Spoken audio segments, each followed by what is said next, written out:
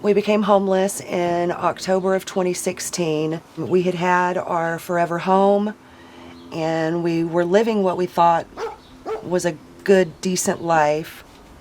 We had some issues.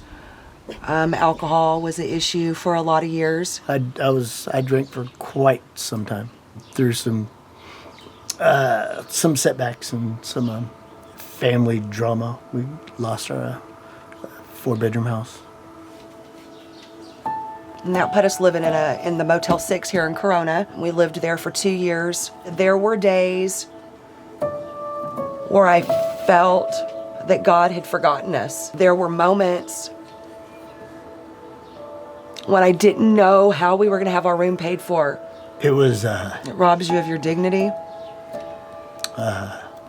You feel shame. You feel forgotten. Empty. Empty. And very dark.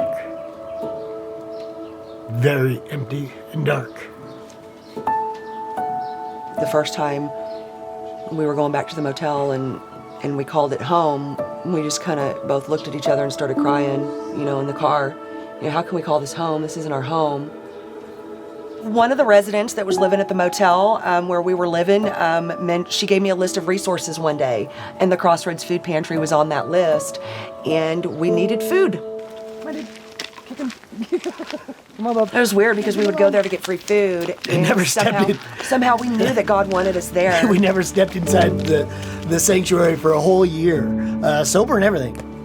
We stepped foot into Crossroads for the first time for our first service on December 1st. I knew something was going to change. It was something new, stepping out of your comfort zone. Even though you're homeless, and it's not comfortable, being homeless for 2 years, you get used to that. You adapt to that.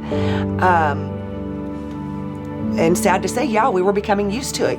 When you're driving back to the motel and you're like, oh, we're almost home, that's a problem because the motel's not a home. It's... Yeah, and Pastor Chuck that night said...